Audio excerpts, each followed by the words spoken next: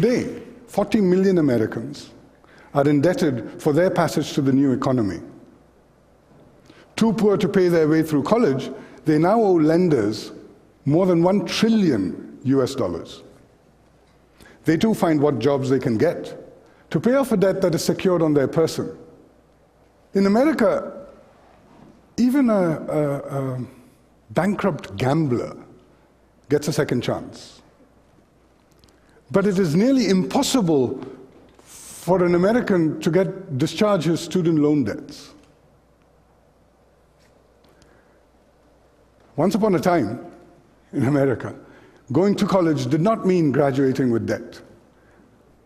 My friend Paul's father graduated from Colorado State University on the GI Bill. For his generation, higher education was free or almost free because it was thought of as a public good. Not anymore. When Paul also graduated from Colorado State University, he paid for his English degree by working part-time. 30 years ago, higher education tuition was affordable, reasonable, and what debts you accumulated you paid off by graduation date. Not anymore. Paul's daughter followed in his footsteps, but with one difference. When she graduated 5 years ago, it was with a whopping debt. Students like Kate have to take on a loan because the cost of higher education has become unaffordable for many, if not most, American families. But so what? Getting into debt to buy an expensive education is not all bad if you could pay it off with the increased income that you earned from it. But that's where the rubber meets the road. Even a college grad earned 10% more in 2001 than she did in 2013. So, tuition costs up, public funding down, family incomes diminished, personal incomes weak. Is it any wonder that more than a quarter of those who must cannot make their student loan payments? The worst of times can be the best of times, because certain truths flash up in ways that you can't ignore. I want to speak of 3 of them today. $1.2 trillion of debts for diplomas make it abundantly obvious that higher education is a consumer product you can buy.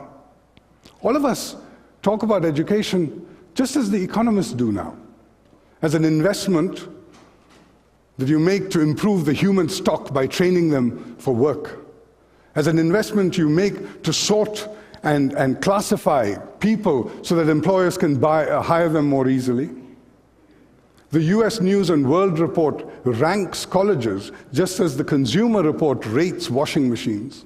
The language is full, peppered with barbarisms. Teachers are called service providers. Students are called consumers.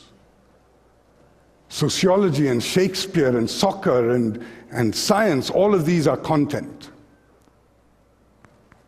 Student debt is profitable, only not on you. Your debt fattens the profit of the student loan industry, the 2 800-pound gorillas of which, Sallie Mae and Navient, posted last year a combined profit of $1.2 billion. And just like home mortgages, student loans can be bundled and packaged and sliced and diced and sold on Wall Street. And colleges and universities that invest in these securitized loans profit twice. Once from your tuition, and then again from the interest on debt. With all that money to be made, are we surprised that some in the higher education business have begun to engage in false advertising, in bait and switch, in exploiting the very ignorance that they pretend to educate? Third, diplomas are a brand. Many years ago, my teacher wrote, when students are treated as consumers, they are made prisoners of addiction and envy. Just as consumers can be sold and resold upgraded versions of an iPhone, so also people can be sold more and more education. College is the new high school. We already say that.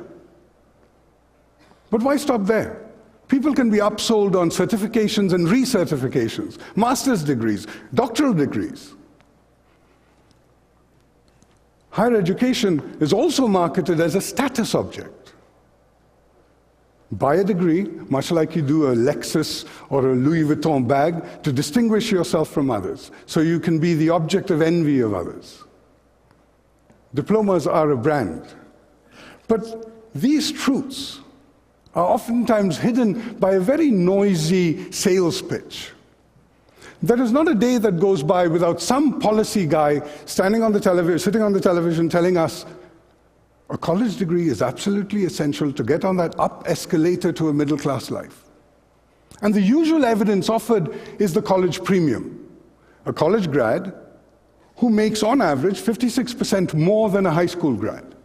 Let's look at that number more carefully, because on the face of it, it seems to belie the stories we all hear about college grads working as baristas and cashiers.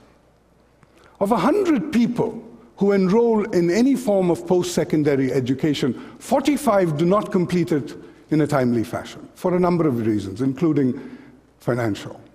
Of the 55 that do graduate, 2 will remain unemployed, and another 18 are underemployed. So, college grads earn more than high school grads, but does it pay for the exorbitant tuition and the lost wages while at college? Now even economists admit going to college pays off for only those who complete it, but that only because high school wages have been cut to the bone for decades now. For decades, workers with a high school degree have been denied a fair share of what they have produced. And had they received, as they should have, then going to college would have been a bad investment for many. College premium, I think it's a high school discount. 2 out of 3 people who enroll are not going to find an adequate job. And the future for them doesn't look particularly promising, in fact, downright bleak. And it is they who are going to suffer the most punishing forms of student debt. And it is they, curiously and sadly, who are marketed most loudly about this college premium thing.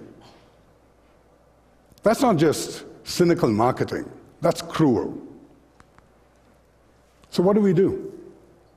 What if students and parents treated higher education as a consumer product? Everybody else seems to. Then, like any other consumer product, you would demand to know what you're paying for. When we buy medicines, you get a list of side effects. When you buy a higher educational product, you should have a warning label that allows consumers to choose, make informed choices. When you buy a car, it tells you how many miles per gallon to expect. Who knows what to expect from a degree, say, in Canadian studies? There is such a thing, by the way. What if there was an app for that? One that linked up the cost of a major to the expected income. Let's call it income-based tuition, or IBIT. One of you make this. Discover your reality. There are 3 advantages, 3 benefits to income-based tuition.